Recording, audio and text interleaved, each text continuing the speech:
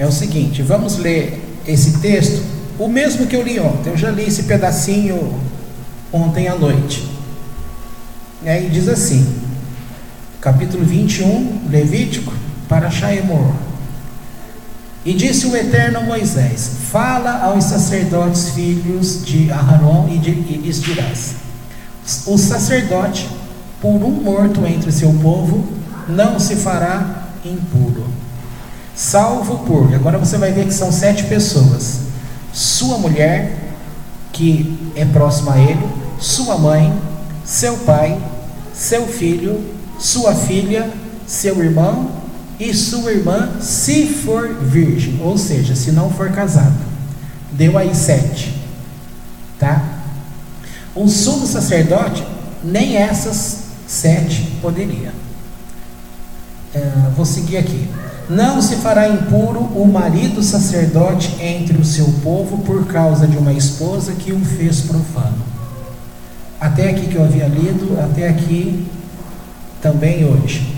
Então veja bem, a questão aqui está se falando sobre impureza. Se alguém de vocês leu o Midrash, o pequeno Midrash, logo no começo está escrito que o Hanassi foi quem fez a Mishnah, quem escreveu a Mishnah, Yehudá Hanassi, o príncipe. Ali é informado que na morte dele, todos puderam participar da morte dele, inclusive o sacerdote, porque nenhum ficou impuro. Agora aqui vem a pergunta, Gabriel. Não está escrito na Torá? Acabamos de ler aqui: o sacerdote, por um morto entre o seu povo, não se fará impuro. E aqui coloca 7 pessoas que, por estas 7, ele poderia ficar impuro. Ou seja, ele poderia fazer o enterro da mulher, da sua mãe, do seu pai, do seu filho, da sua filha, do seu irmão e de sua irmã, tá?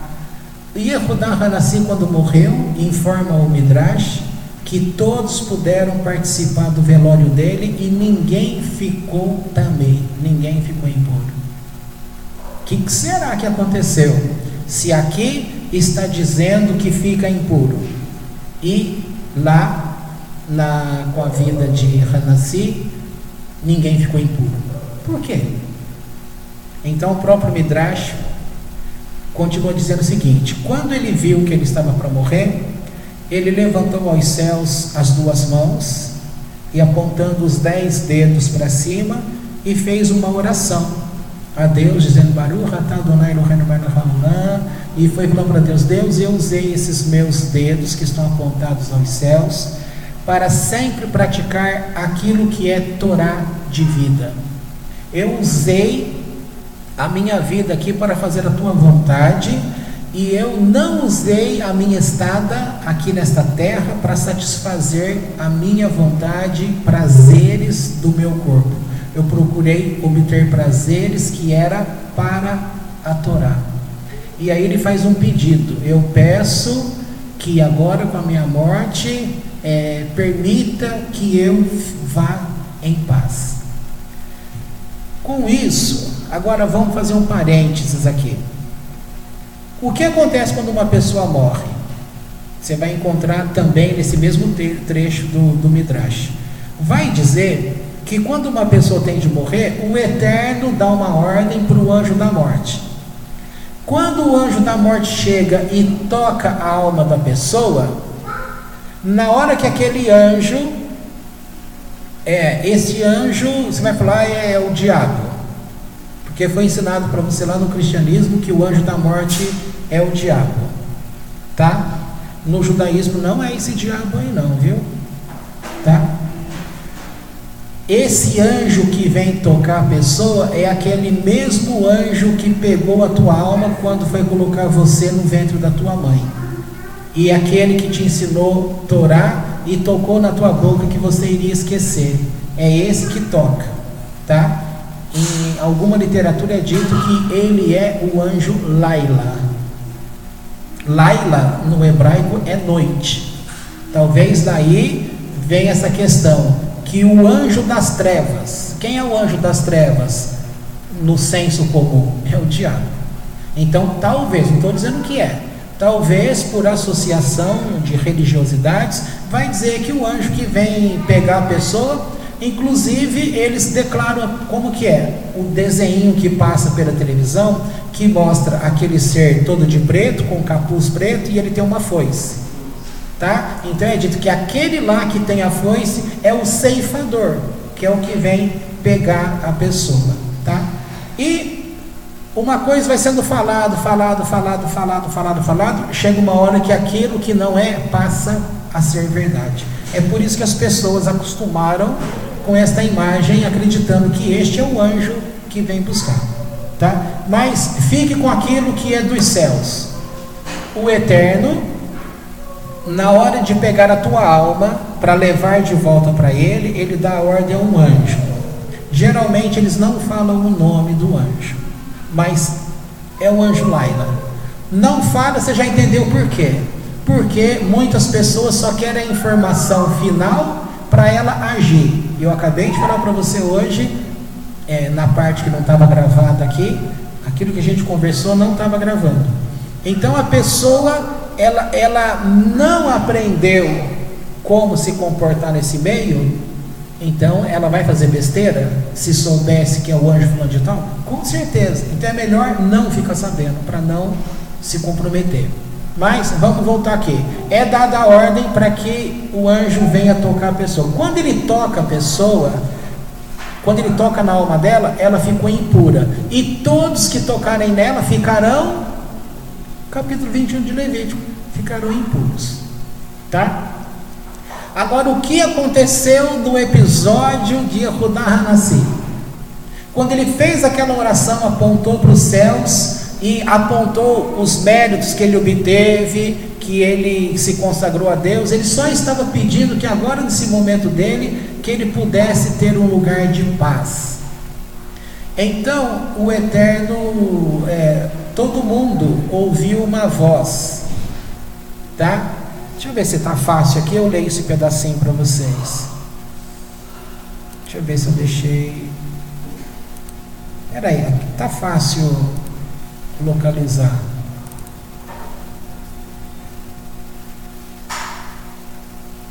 Tá fácil, mas eu tenho que chegar lá, peraí.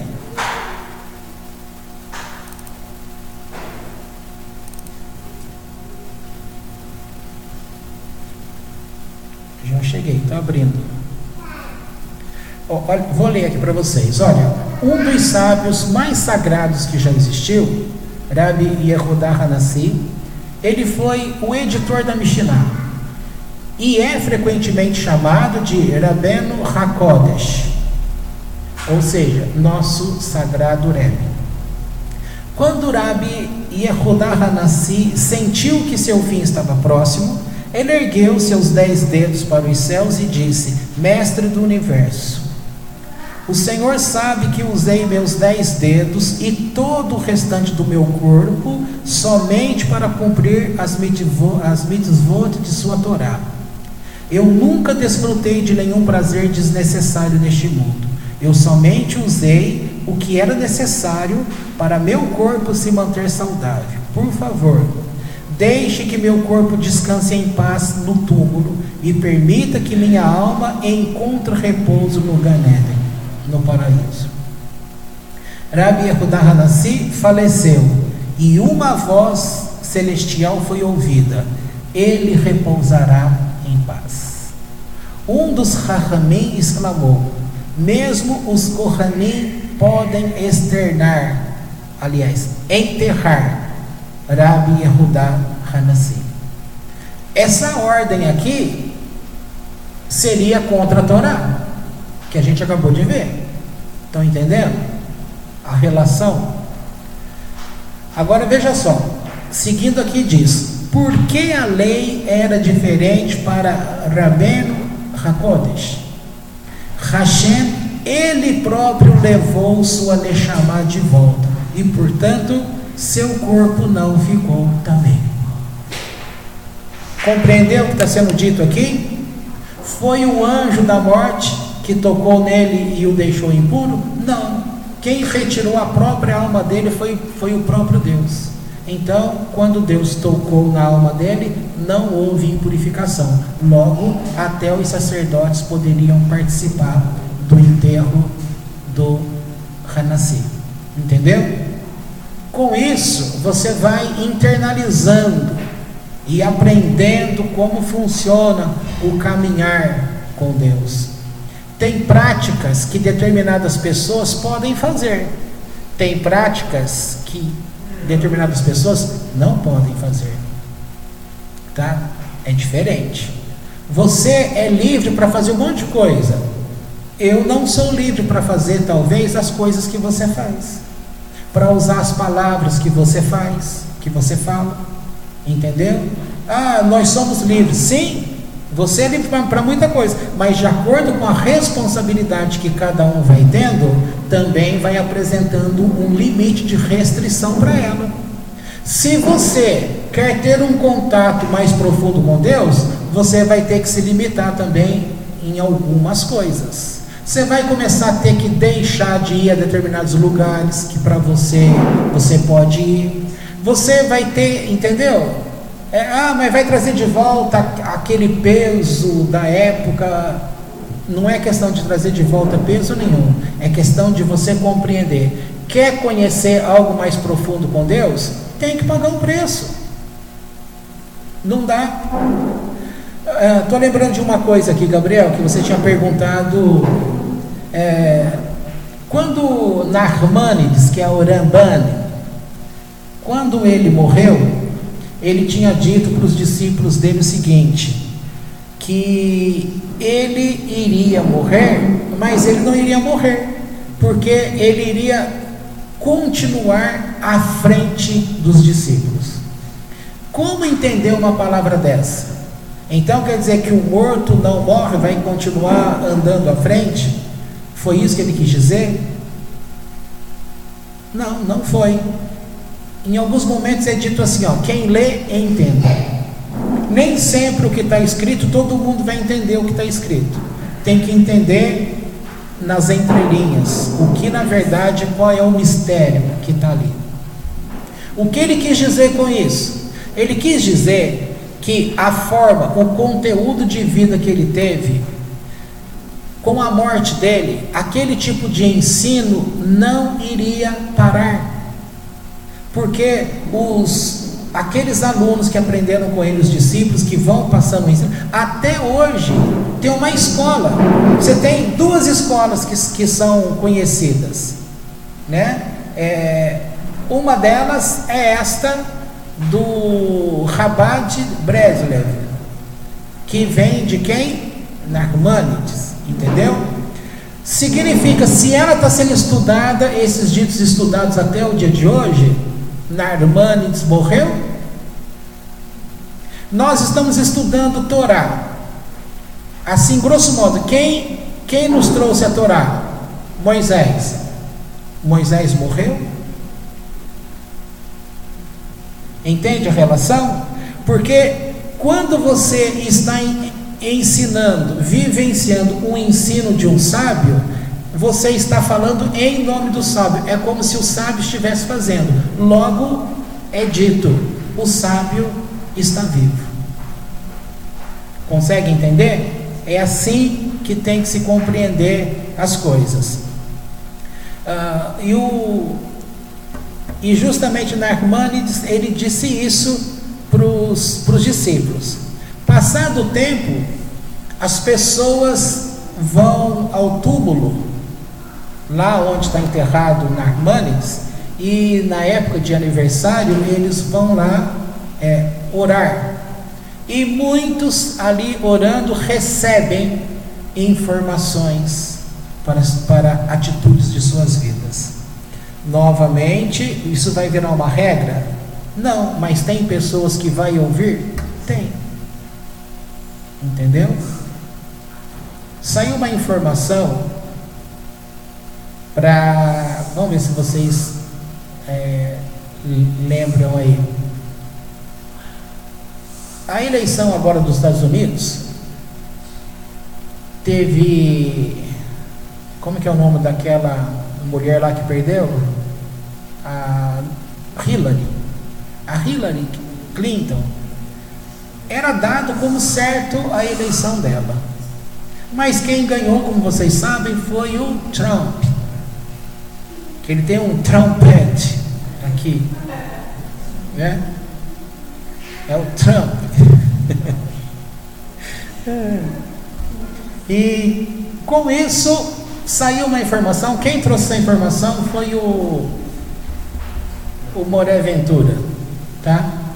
Ele disse, comentando um fato, ele apenas estava comentando o fato, estava dando uma informação, dizendo que a filha do Trump,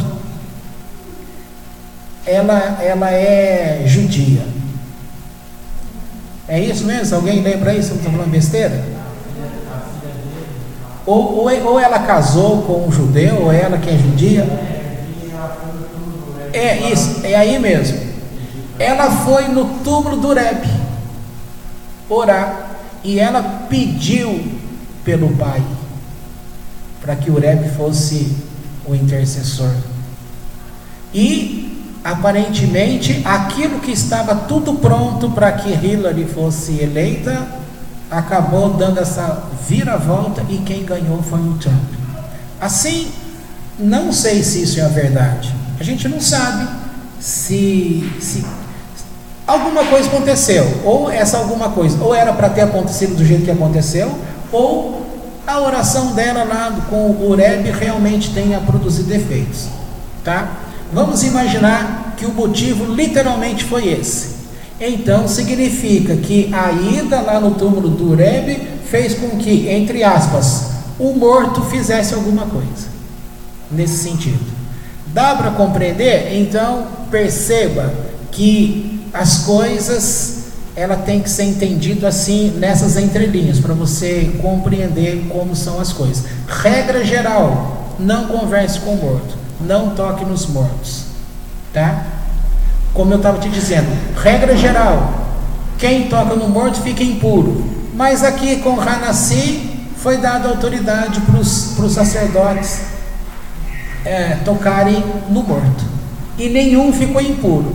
Por que não ficaram impuro? Porque quem trouxe a própria vida, a própria alma do Hanassi, foi o próprio Eterno. O Midrash também conta algo parecido na morte de Moisés. Então o Eterno pede para que Satã, aí foi Satã mesmo, pediu para que Satã fosse pegar a alma de Moisés. E aí Satã tentou com a espada cortar a cabeça de Moisés. Quando ele bateu a espada ali, Deus fez com que, é isso? Agora eu não lembro, aconteceu essa cena, mas agora eu não lembro se foi nessa época da morte. O pescoço dele ficou duro que nem uma pedra. Satã não conseguiu prosperar. Tentou de outras formas, não conseguiu prosperar. Ou seja, Satã não venceu Moisés para pegar a alma dele. Entendeu? Está escrito no Midrash também, lá no final de Deuteronômio. Então, com isso, fez com que o próprio Eterno fosse pegar a alma de Moisés. E quando Deus foi falar com a alma de Moisés com todo carinho, agora deixa o corpo dele, o que a alma de Moisés falou para o Eterno? Olha, eu estou tão bem aqui, e aqui tem sido muito melhor que muitos outros lugares, permita que eu fique aqui mesmo. A alma não queria deixar Moisés de jeito nenhum. Aí o que o Eterno faz? Num relance, ele dá um beijo na alma de Moisés. Aí a alma de Moisés se entrega. Aí é como se ela falasse assim: tá apelando, hein? Agora se apelou, não vale. Entendeu? Porque naquele momento não tem como. Quando o Eterno se apresenta, aí não tem como, a resistência vai ao chão. Aí a alma se entregou e subiu. E aí é um momento muito bonito que o Midrash relata, que é como se Deus chorasse. E ele fala assim, num lamento, né, dizendo: e agora? Quem é que vai interceder pelo meu povo quando o meu povo pecar? Moisés não mais vive. Mostrando novamente que o nível de amor que Moisés dedicou ao povo era algo sem tamanho. E eu acho legal que a toda semana tem batido aí o que a gente estuda na sexta-feira do Pirkei Avot, a gente vê que está dentro da Parashá semanal. E ontem a porção que a gente viu, o pedacinho, falava justamente sobre o amor. É isso que eu estou falando para você hoje, o que eu comentei também ontem. Essa questão, o comentário dessa Parashá na Bíblia, aquela em espanhol, da Bíblia Torá Mordechai, eu até li um pedacinho para vocês, dizendo justamente esse contato, que aquilo que a gente tem que fazer, a pessoa tem que ser feito honrando enquanto ela está viva, ficando do lado da pessoa que está para morrer, você vai ficar do lado dela, demonstrando, externando todo o teu carinho. Mas ali, no comentário da Torá Mordechai, fala que você está do lado tal, vai ser contaminado? Vai ser também? Vai. Mas por outro lado, você demonstra toda a tua afeição, todo o teu amor. Tá certo? Então, esse tipo de coisa é gostoso, a gente fica sabendo, estudando, fica mexendo. Todo mundo tem fascínio por isso, é gostoso, aguça a nossa curiosidade.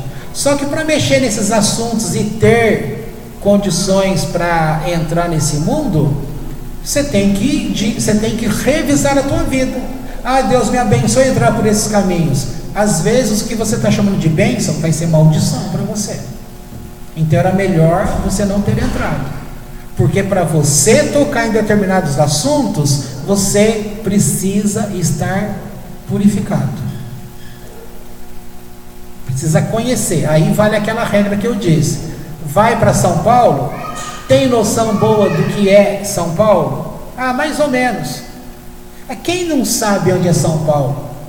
É bem típico de quem, das coisas espirituais. Não, Deus vai me ajudar, né?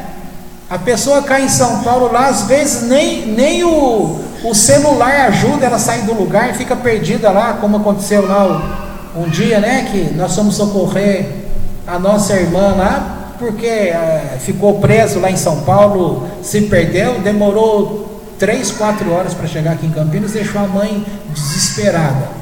Ué, é fácil?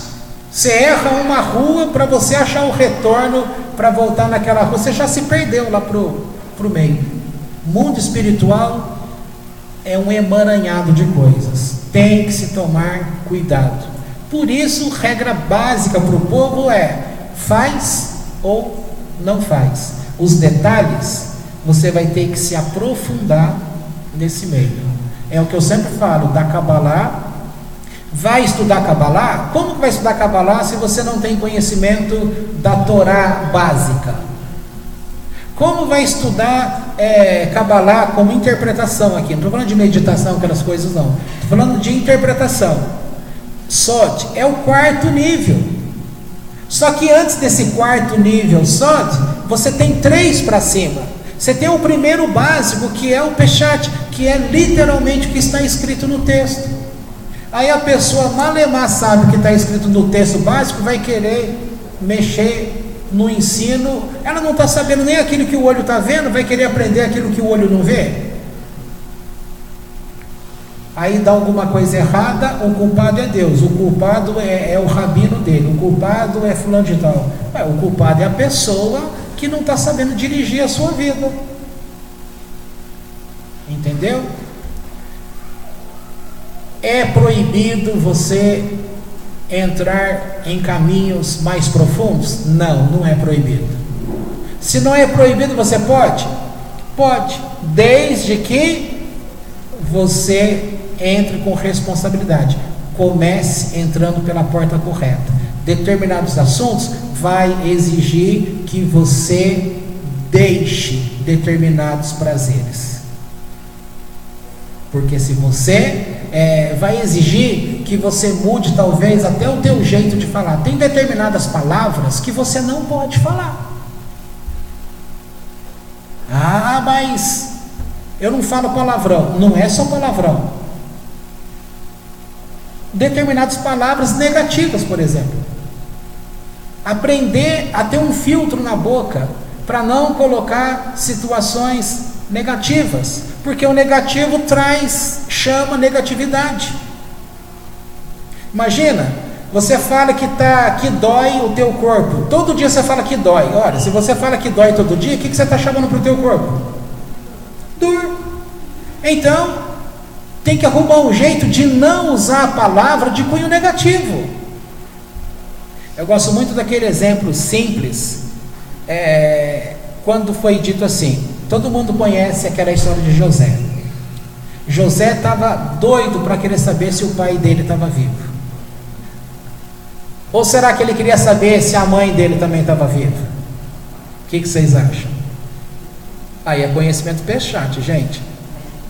A mãe dele estava morta, porque quando ele nasceu a mãe morreu. Aí faça meu favor, né?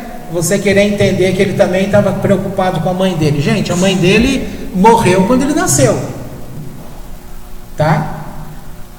Então ele queria saber, subentende que ele tinha uma mágoa, entre aspas, do pai dele, por que o pai dele não enterrou a mãe dele lá na cova de Macpelá? Ele não conseguia entender. Quando ele encontrou com o pai, ele pôde fazer a pergunta e o pai explicou: eu não enterrei tua mãe naquela cova maravilhosa que é o portal onde Deus ordenou, onde estão enterrados Adão e Eva, Abraão, Sara, etc, etc. Eu não pude, por quê? Porque o Eterno disse que era para eu enterrar a sua mãe naquele caminho, porque ele me disse que um dia lá no futuro o nosso povo estaria indo para a escravidão. Que escravidão? Na verdade é o exílio, tá? E eles iriam passar naquele ponto e ele queria ouvir a oração de Raquel. Pronto, está explicado.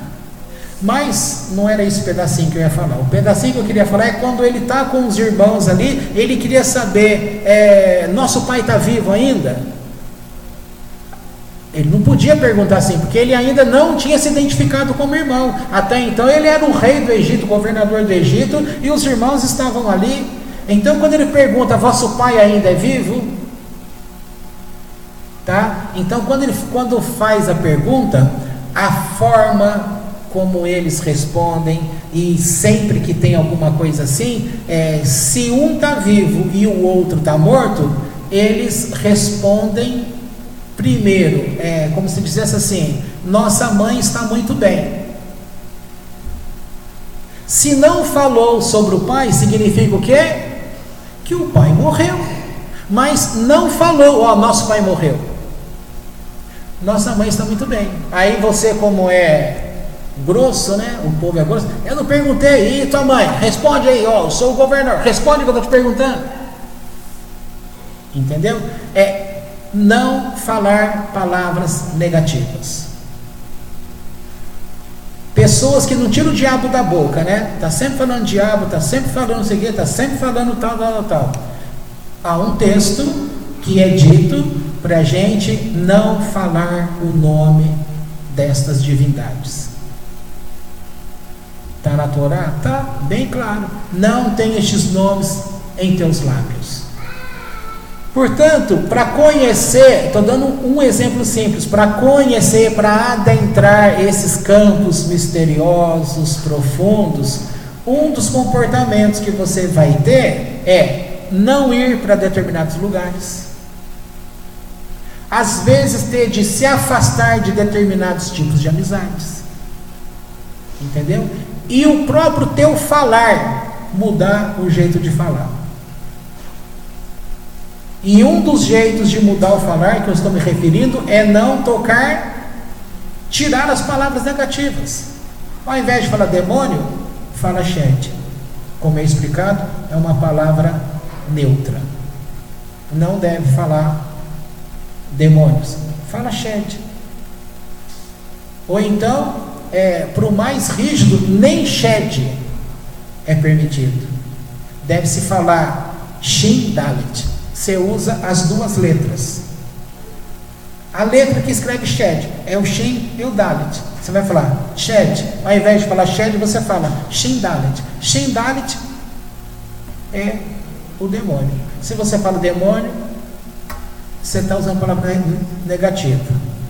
Se você fala shed, você já está falando algo mais neutro. E se você fala shin dalet, você está mais seguro ainda.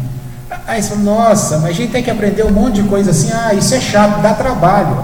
Ué, você não quer entrar em coisas mais profundas? Dá trabalho.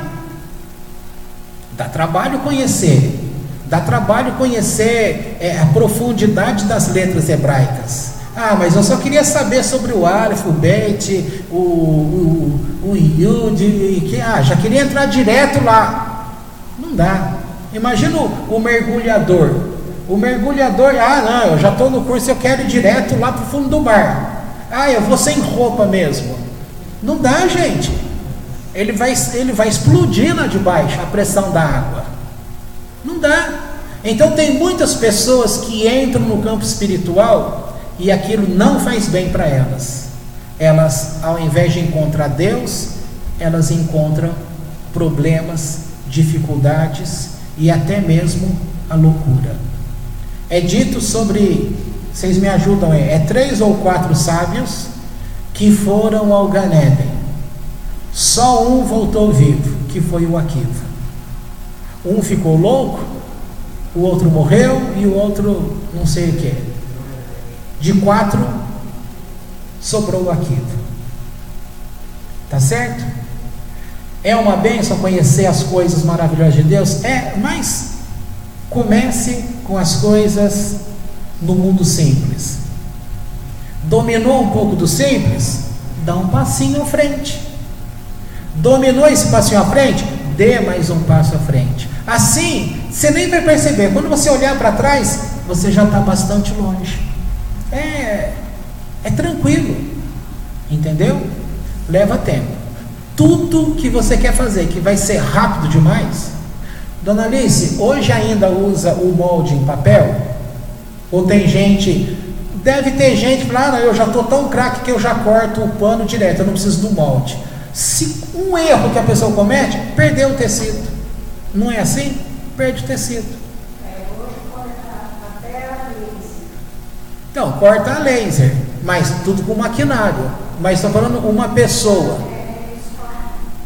Você imagina lá, alguém fala assim, olha, eu vou cortar esse pano aqui, eu não preciso da régua.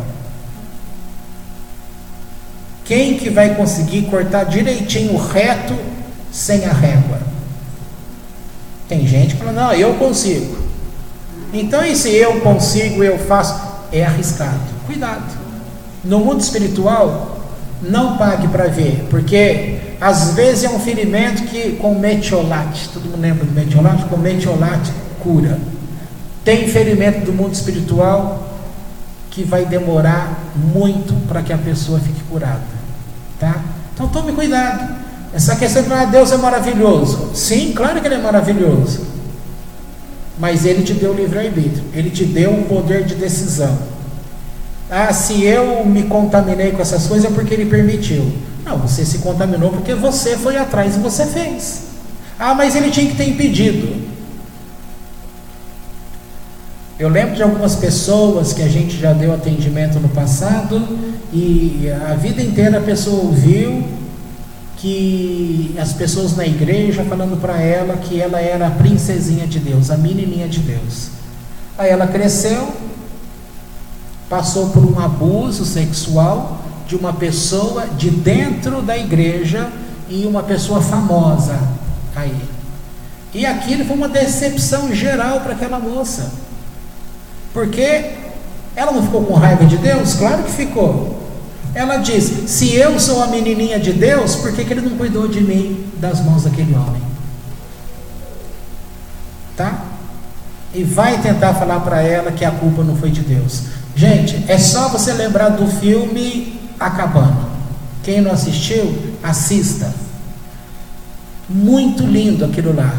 Como que aquele homem, o conflito que ele tinha com Deus, para ele entender por que é que Deus permitiu que a menininha dele morresse. Não entrava na cabeça dele. Alguém, vocês já assistiram esse filme? Se não assistiu, assistam. Maravilhoso, vale a pena. Tudo que está ali é mais judaico do que cristão. Tanto é que os próprios cristãos ficam falando: esse filme não é da Bíblia. Graças a Deus que não é da Bíblia, porque os ensinos ali estão tudo dentro do judaísmo. E um detalhe: o autor não é judeu. Tá? Então posso parar por aqui. Não, devo parar, né? Porque já era para ter parado. Já é 15 para meio-dia, tá certo? Confere aí. Então, 15 para meio-dia, já passamos do tempo. Como tem gente lá fazendo almoço para nós, tá tudo bem, né? A gente chega lá e já vai comer. Agora, para vocês que vão chegar em casa e fazer, aí o horário tá apertado.